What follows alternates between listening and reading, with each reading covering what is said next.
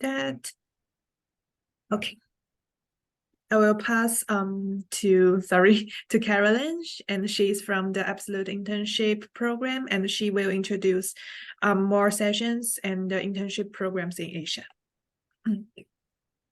Hi, everyone. My name is Carolyn. I am the University Partnership Manager with Absolute Internship, and I'm here today with my colleague, Katie. Katie is going to be using the chat box in case there's any students that are arriving throughout the session, and I will happily get started. Clara, is it possible for you to just give me access to the sharing my screen, please?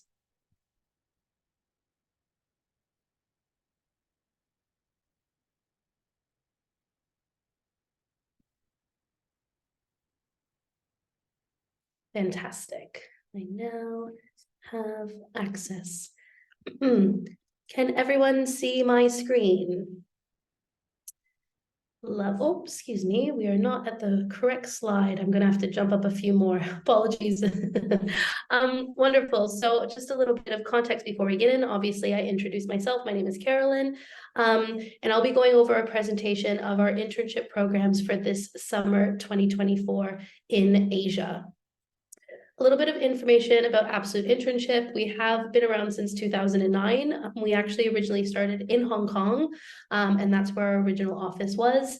And now we are in Barcelona. So we've supported over 6,000 students going abroad from over 63 nationalities.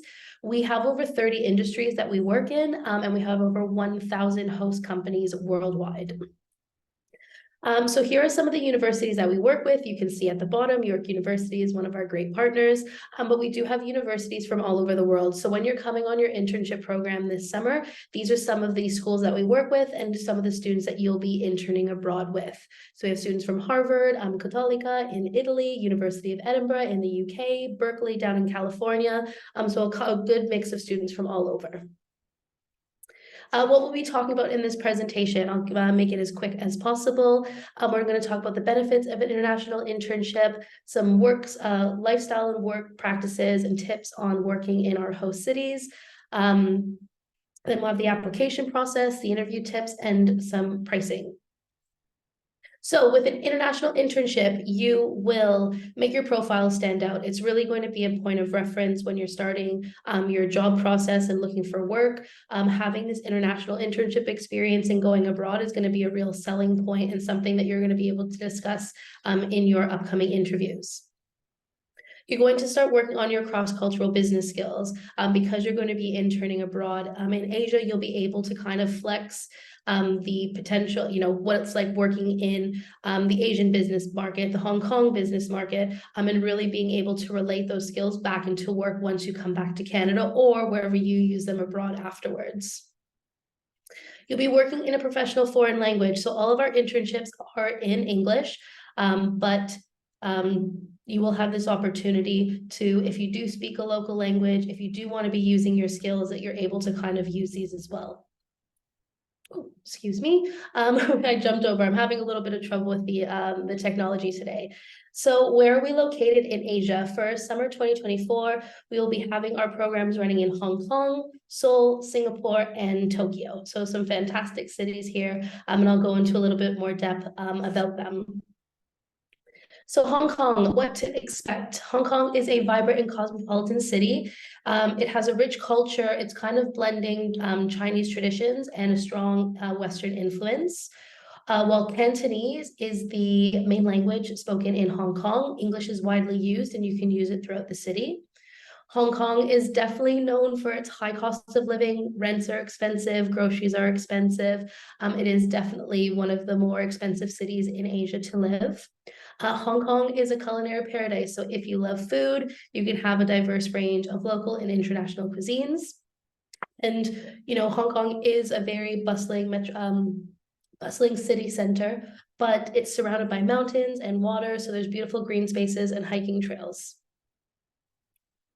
Hong Kong work practices. So workplaces often operate in both Cantonese and in English.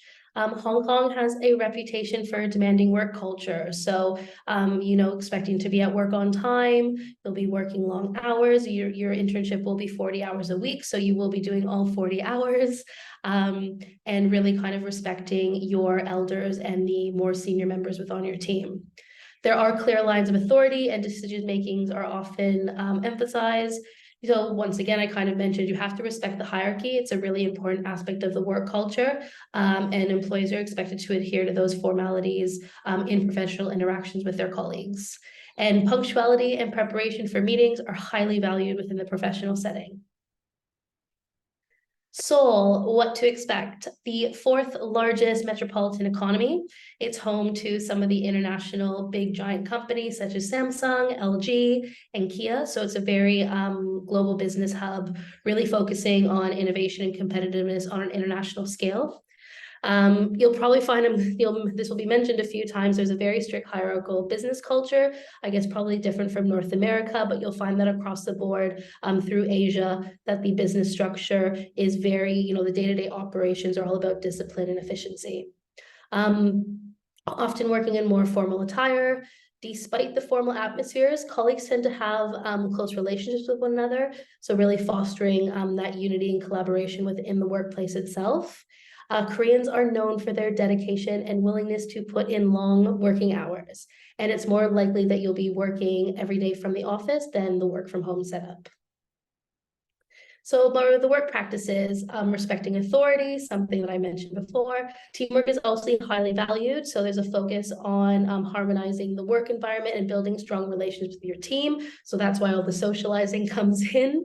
Once again, socializing in that work plays a really key role in Korean work culture. So there's after work activities and events, and these are all to be networking and relationship building with your colleagues and other businesses. And Koreans place a high value on age and experience. So junior employees or interns often show deep respect to their older colleagues and really look to them for guidance and opinions. Singapore, one of my favorite cities in Asia. I was lucky to visit our program there last spring, and it's absolutely fantastic. It is a melting pot of cultures. You have a diverse population from China, Malay, India, and other places around the world. The city is known for its strict laws. There's a ban on chewing gum. There's a very high standard of cleanliness. So something for students to keep in mind while they are there. But it is a very safe city. Even somewhere that I was walking around throughout all hours of the day, I felt very safe in Singapore. Once again, it is renowned for a food paradise because this diverse culture from places all over the world. You can get culinary delights from everywhere. They have the local hawker centers, which are your more kind of like market cheap eats that you can go and try out, which is where I was eating most of the time, really hustling and bustling. And of course, they have their international high-end restaurants. And Singapore definitely has this blend of tradition and modernness. So you have the, traditional historic sites of Old Chinatown and Little India. And then, you have these big, what you see kind of in this picture here, the big Marina Bay Sands or Garden by the Bay. So you have the mix of both old and new within Singapore. Work practices within Singapore. So once again, establishing strong professional connections and networking is super important with business in Singapore. Timeliness is very effective. So to be respected and to show professionalism, you have to be respecting other people's times within the workplace. So once again, it's a very cultural place. So embracing cultural diversity is very important and is seen as a strength within business in Singapore. And, maintaining a strong work ethic, there's this really, well, it's one of those, once again, very similar to Asia, but very demanding work responsibilities. There is this kind of growing emphasis on more of a work-life balance, but still kind of keeping that strong work ethic involved. So companies are now starting to offer of a more flexible arrangement, maybe 1 or 2 days at home, and making sure that they have like wellness programs for their employees. Tokyo, another very big city, vibrant, futuristic skyscrapers, and a perfect blend of traditional and contemporary architecture.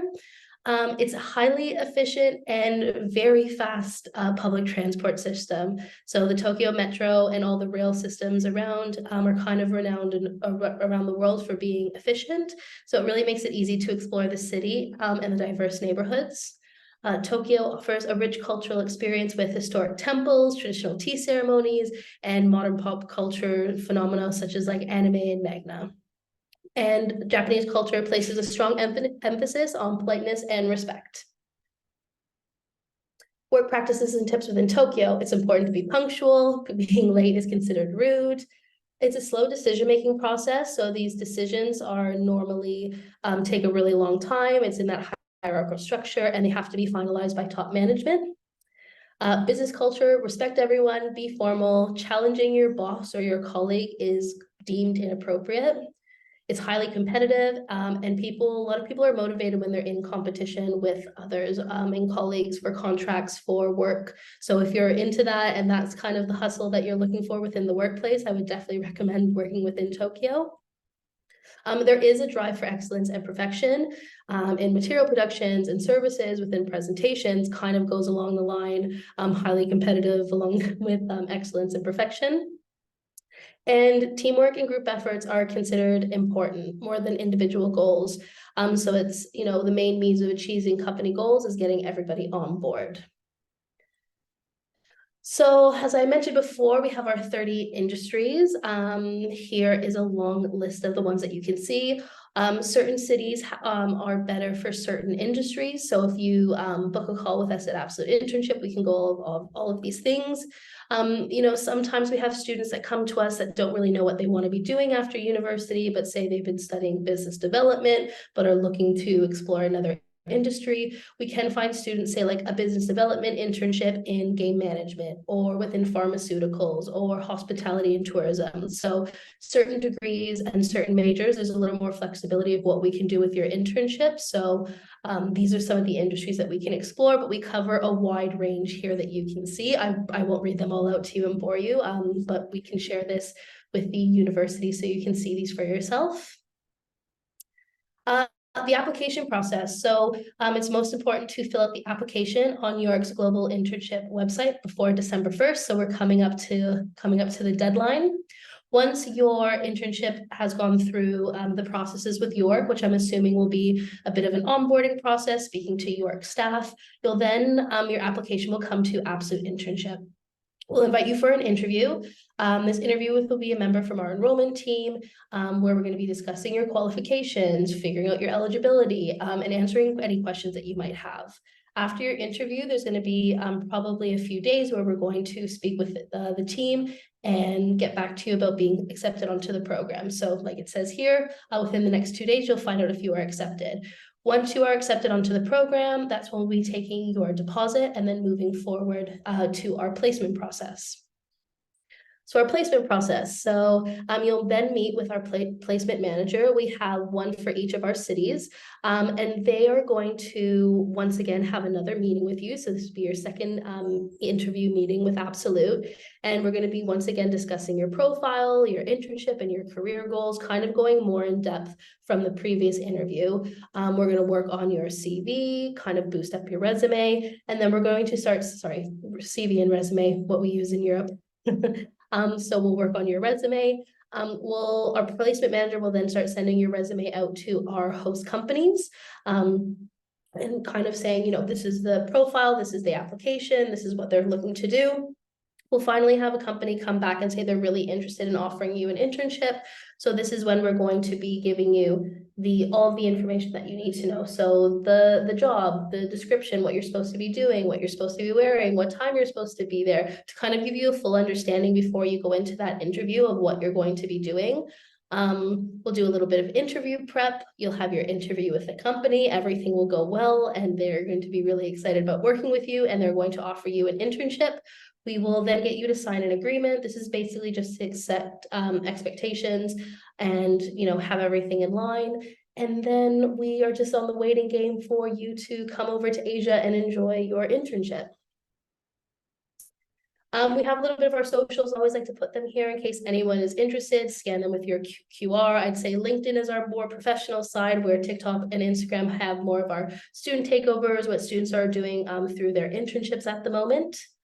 And yeah, that was kind of my end of the presentation. So if anyone has any questions, please feel free to reach out. But I always recommend applying through the York Global page first, get connected with the university, and we will hear from you then.